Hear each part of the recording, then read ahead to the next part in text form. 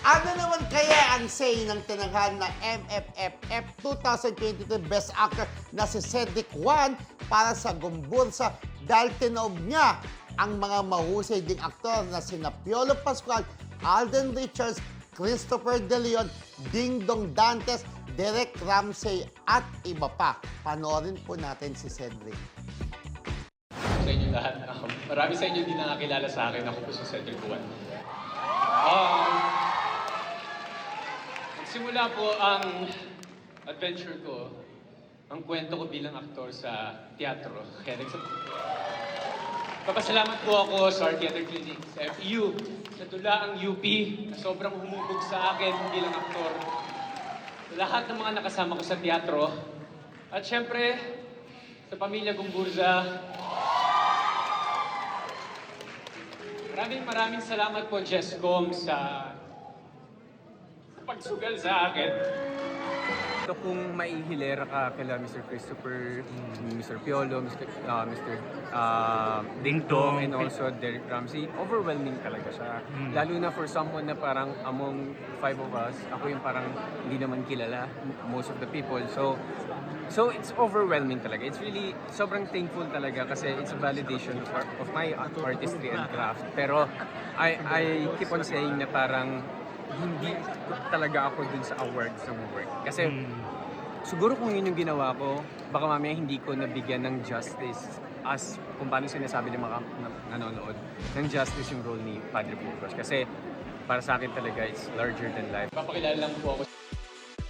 Yan! Si Cedric po, sa mga hindi nakakakilala, kaya mahusay ding actor dahil nagsimula siya as theater actor, di ba, Friendship? Ngayon, eto po, talagang marami nagsasabi kagaya ni Friendship, ang aming editor sa Abante Today, na nung napanood niya to, Gumbursa, ay may laban talaga siya. Mahusay. At kahit nga si Mildred, ito hinuhulaan niya. Saka si Enchumbi, di ba? Nung tinanong siya, di ba, nabagitan sa Marisol Academy. Correct. Kinakalang episode namin. Parang hindi siya ang pang best actor, kundi si Cedric talaga para sa Kasi Gumbursa. sabi mo nga, yung monologue niya, yung haba na Ay, yung mga monologue kaya-kaya, pala. keri-keri. Pero eto po, parang siyempre, isang malaking karangalan para kay Cedric na yung mga tinal, yung mga award-winning actors. For sure, yung ibang title yan sa mga tabloids, sa mga broadsheets. Cedric, tinalo si na Ding Dong, Piolo, for sure, At ganon. very good sports si Ding Dong at saka si Piolo dahil habang tinanggap ni Cedric yung award, pinakita sila eh. With Blush talagang makikita mo na happy si Masaya Ding din, Dong oo. at happy si Piolo sa pagkapanalo ni Correct. Cedric. At deserving naman friendship. Pero diba? alam mo,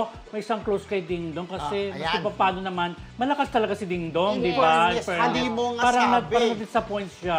Diyos ko, napaganon siya. Ay, Yun lang. gano'n. Kaya Oo. siyempre po, irespeto natin ang desisyon ng mga hurado. Correct. Kanya-kanyang panlasa po yan, di ba?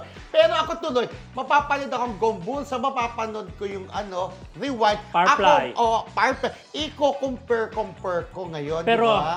di ba, kayo, bare vocal sa Marisol na, ay, si Piolo mananalo. Oo. Ang sabi ko, mas may chance si JC Santos para sa Oo, Best JC Supporting Santos. Actor. Di ba yun ang sinagot ko? Correct. Kasi naniniwala ko talaga kay JC Santos. Pero in fairness, nanggaling din sa theater si, di ba? Oo, Parehas for the siya. theater, actor oo. din siya. Kaya So mahusay. parang ito sabi nga nila gabi daw nung parang nabigyan na raw ng pansin ng mga theater actors. Oo. Diba? At ng Pero- mga baguhan, At diba? saka may lalim kasi mga May- theater actor friendship In eh. fairness. Ibang hugot So, nila may eh. pa- Oo. In fairness. Di ba? talaga. Correct. Pero napanood nga namin Malyari, no? Kami ni Mildred, di ba, napanood namin. Ang husay agad mapapansin. Revelation siya sa movie. Panoorin niyo po. And congratulations po sa mga Di ba nanalo. sinabi ko nananapaw siya sa last part? Sa last part. Sa last part si Ang JC galing Santos mo. nananapaw. Tinanggal yung Yun. mukha. So tama naman, magagaling yung mga jurors talaga. In fairness, agree ako sa mga winners eh. In Yun. fair- Yes, in In fairness. fairness. Kasi halimbawa friendship, yung best picture na Firefly at saka Gumbursa. Di ba sabi ko rin, nangangamoy best picture ang Gumbursa. Pero parang halimbawa kung nag-aaway, Nora Bilma, depende na lang sa dami ng votes yan eh. Parang gano'n eh, di ba? Yun.